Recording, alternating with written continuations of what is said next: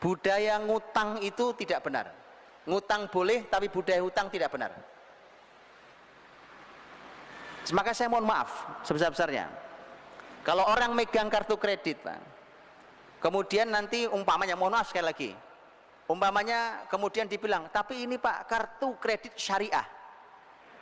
Oke, mohon maaf saya cuma bertanya, tolong dijawab, di mana syariahnya membuat hutang menjadi sistemik? Kalau ngutang boleh, benar. Hutang boleh, benar. Nabi pun ngutang, boleh hutang itu dengan syarat bisa bayar, bertekad membayar dan seterusnya. Tetapi dengan kartu, kita pegang kartu kredit, maka hutang menjadi sistemik. Karena kemanapun kita beli tinggal gesek, betul? Hutang menjadi, nah hutang jadi sistemik itu, saya mohon diajari, di mana syariatnya itu? Di mana syariatnya menjadikan hutang sebagai sistem? Rasul Shallallahu Alaihi Wasallam ketika bicara tentang jual beli, Nabi mengatakan yadan biyadin, ha biha, artinya tangan ketemu tangan. Yadan biyadin, artinya cash. Mana uang antum? Ini barang saya punya, cash. Membiasakan cash itu luar biasa, teman-teman. Karena hari ini ternyata, masya Allah, karena hutang dibuat sistemik, akhirnya orang mengambil keuntungan dari hutang itu. Akhirnya orang beli cash malah susah dapat barangnya. Yang begini ini perekonomian yang sebentar lagi roboh. Karena ini perekonomian tidak normal. Coba saya tunjukkan. Kalau Anda ingin menjual barang, kemudian orang datang ngutang, orang datang ngutang. Normal itu? Gak normal.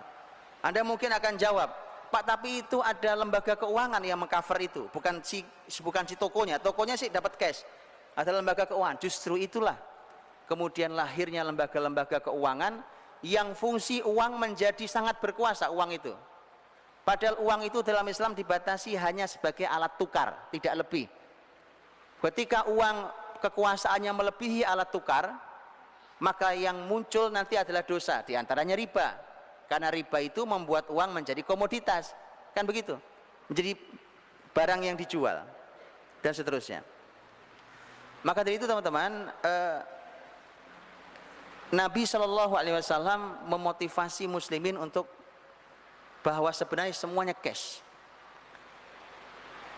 Dalam urusan hutang boleh, tapi Nabi mewanti-wanti luar biasa.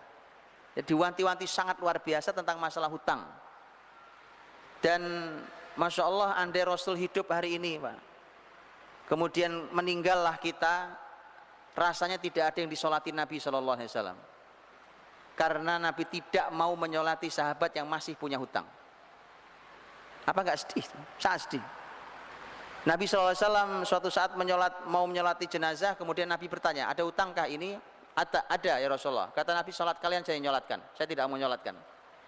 Kemudian seorang sahabat mengatakan, ya Rasulullah, dia punya hutang 2 dinar, kalau saya tidak salah 2 dinar, dan saya yang nanggung. Nabi kemudian sholatkan, Nabi mau menyolati. Esok harinya sahabat yang menanggung laporan, ya Rasulullah, utangnya sudah saya bayar. Nabi mengatakan, al-an baru dajilduhu, sekarang sudah dingin kulitnya. Paham maksudnya? Utang itu bikin panas, teman-teman. Itu istilah Nabi, orang meninggal panas kulitnya gara-gara utang. Begitu kau sudah bayar, sudah dingin kulitnya sudah. Sampai begitu ya.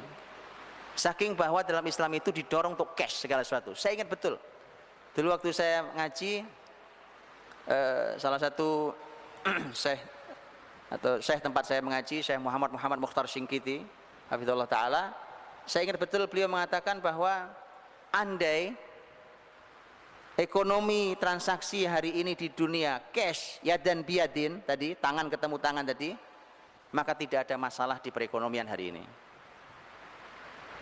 Karena hari ini serba utang jadi tambah ruwet.